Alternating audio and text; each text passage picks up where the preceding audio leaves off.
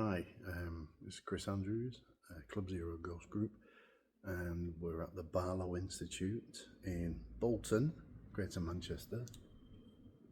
Some of the team are upstairs. They're conducting Esther's method with spirit box headphones and call outs to past residents of the Barlow Institute. I'm in the Great Hall, as it were, the big hall, on my own at the moment. I'll show you around if you can see. So this is the Great Hall, or the main hall. Quite spacious, really. Upstairs balcony where sightings have been seen. Tonight we had the presence of a small person up the top there, just over there, this section there. A small person who one of the team thought they saw the shape of somebody up there. We've had names coming through on the spirit box. And on one occasion, one of our participants sitting on this chair here felt static electricity on their legs when the name Elizabeth came through. So the name Elizabeth came through while we was conducting a call out from up on this side, just behind me here. It's a bit hard to see on the camera, but just over here. I was doing conducting a sound, a call out. And behind me here, our team and members were sat with us. So when the name Elizabeth came, called, one of our members says she felt static electricity, static on her legs. So that was interesting. Then we've had numerous artifacts on the floor here. We're spinning. So around here, cat balls, EMF meters, REM pods, Meemot robot, and these illuminated. They went off at certain points during the call out, like they do. We've ruled out vibration, sound, movement from external sources, internal sources.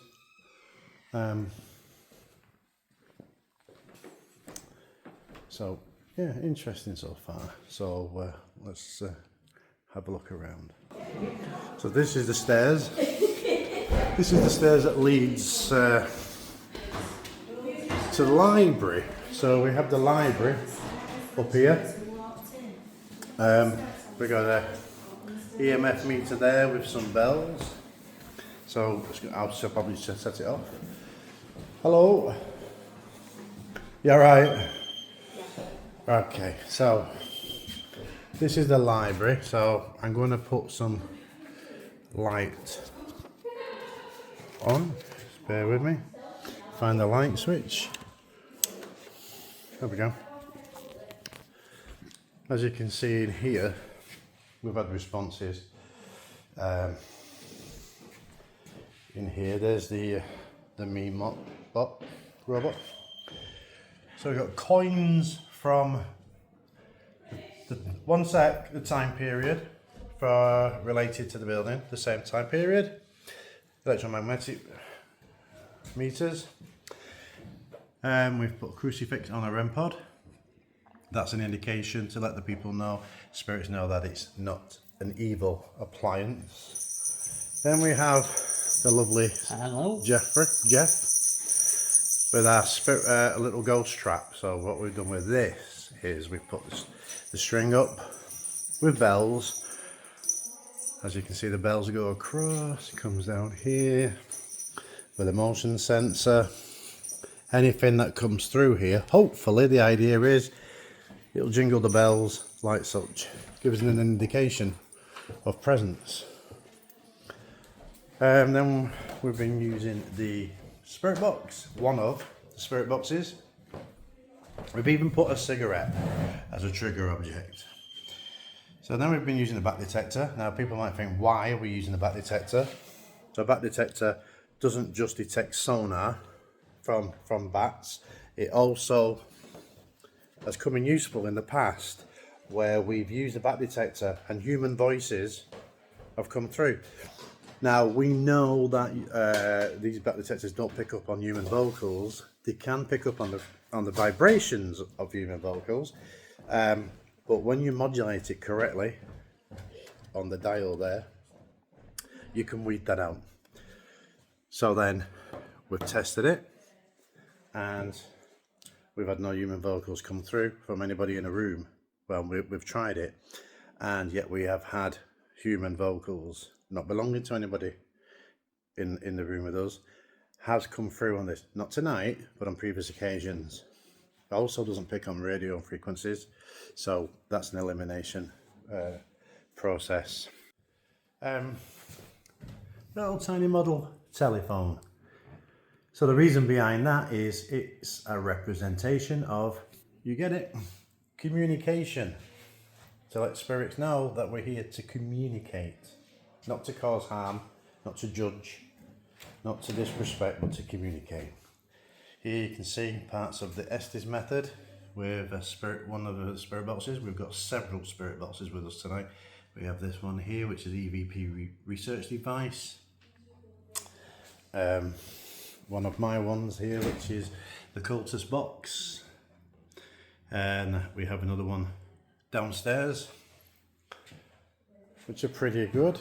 There's an indication. Headphones. 08003 So there's your sweep. We will continue this. We're going to pause in a moment and talk.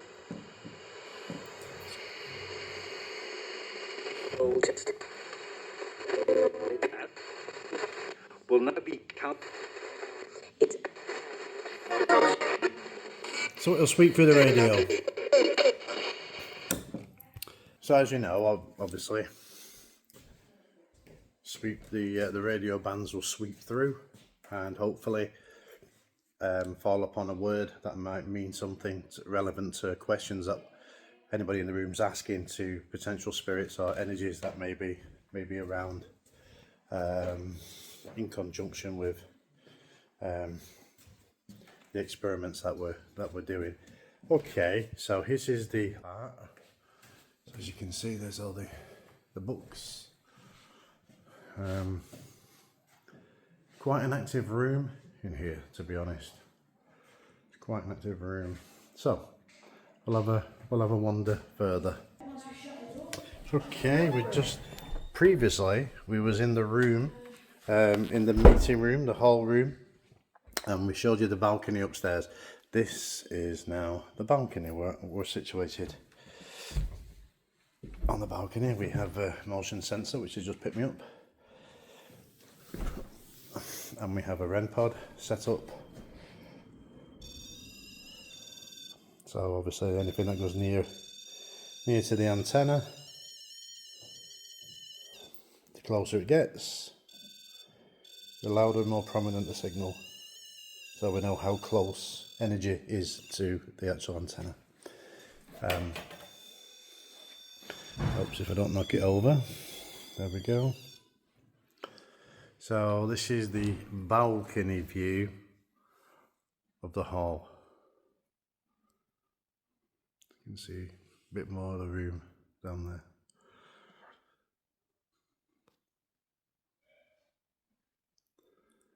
Yeah, so the Barlow Institute in Bolton. Okay, we'll have a look further now and see what other people are doing. Okay, so now we're in I think it's like a dressing room part, to be fair, beyond the stage area. This is where one of our team members, Michaela, is setting up for scrying. If you don't know what scrying is, it's gazing into a mirror for a long enough period for your facial features to possibly take on the form of a former resident past resident of the building, or perhaps the background in the mirror may change. Is it paranormal? Possibly in some respects, and many believe it's not, due to the fact that if you stare at something long enough with your eyes will start to see things change shapes, and become out of focus, like I'm out of focus on here now, so let me just turn it. There we go. So there's me in the mirror. Hello, me. So yeah, obviously if you're staring into a mirror for long enough and your eyes are fixed and focused on yourself, then it's obvious, it's natural that the background is going to change. Not that it's really changed, but that it's changed because your eyes and the signals coming back to your eyes are tired, they're motionless, they're still. So things automatically change, but when you move your eyes, then that change will disappear. But it's also a possibility that you may see the background of a room as it was. You may look into the past. You may see your facial features taking on the onset of a past resident. So it's everything within the paranormal has two coins to it. The believers who believe everything is possibly paranormal that they may experience, and you scientific rationalizers, as it were, like myself, and many others out there who obviously have to rationalize everything because there's a million different explanations that's naturally occurring or rational that says it's not paranormal. And we are searching for true evidence of a paranormal nature. So let's have a look around.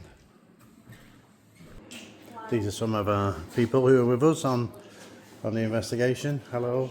There's Ange with a spirit. That's from the hall. From the hall. Yeah, that's pretty nice. That's pretty good, isn't it? It's a good shape on that. I'm just recording. It's not for live. It's just recording. That's all. Yeah. Some of the items that we've used. There's Andy's XCOM musical carousel.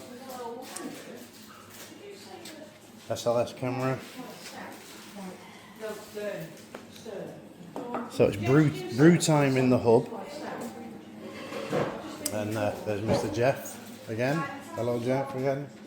Brew time in the hub. I'm going to finish my drink. This leads to the cellar. So we'll have a quick pop down here.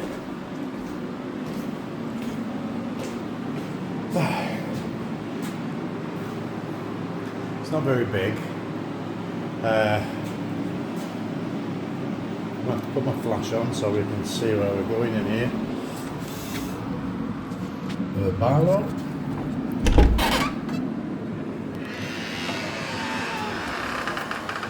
That's a good creepy effect, that door. Right, so I'm down here on my own. This is make the picture a bit wider. There we go. Give you a better view. It's only very, very small, so it can be quite cramped. I won't probably bring too many people down in here, and obviously there's parts where you can trip, catch yourself as well. So it's very careful when we come down here shortly. So just getting an assessment of it. And then in this room, I do believe just the barrels. Oh yeah, we can access in here.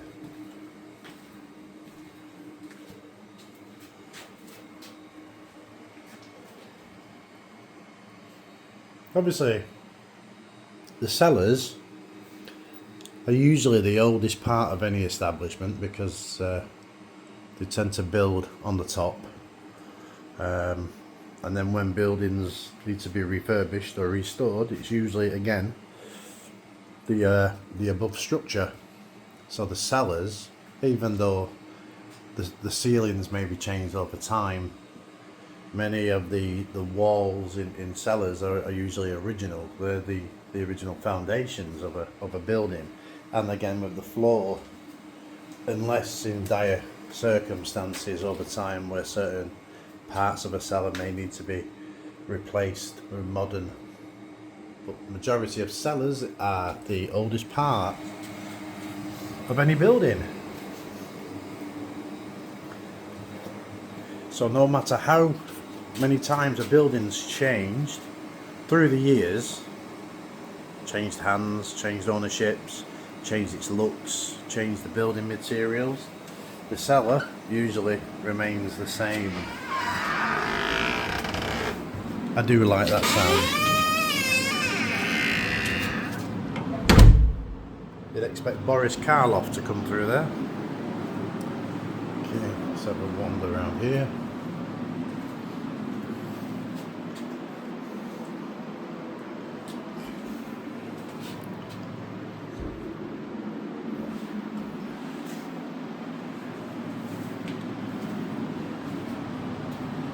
Quite warm down here too. Now, I'll tell you a little tale. Myself and another team member earlier went in this lift, and we got so far up to probably about here, we got stuck. For probably about 10 minutes, we got stuck in there for a little bit. Until we figured out that that little red button, you have to turn it, not press it, turn it for it to go. So, all was resolved. So, yep, we're at the Barlow Institute in Bolton, and I'm just having a wander around to show you guys a little bit. We've already done some investigations, as I said previously, when we've had equipment out, and still have. When the guys, like I said, are having a break upstairs. And then we'll carry on in the cellar, upstairs, wherever else that they need to go. Hello. Right, so just getting my bearings, so let's have a look. There's still more rooms yet, apparently. But not being into, I think this is the kitchen. Yep, this is the kitchen. So, we'll see how it goes for the rest of the night. And thanks for joining us anyway at the Barlow Institute. I'm Chris, Club Zero. And we're going to carry on with the rest of the night. There'll be photographs added on our Facebook and our TikTok channel.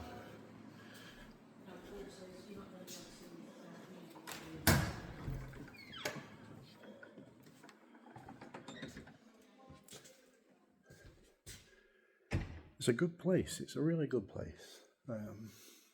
The night's still young at the moment. It's only 10:30, so it's still young, and we'll carry on. Hopefully, we'll see what we can get. If we can get any visitations, or presence detections rather. And then we'll go from there. So we'll have to weigh out all the rational concepts and all the natural occurrences, and then once we can weed that out, what we may have left, if we have anything left, we can then look at that as a possible. So, see you later.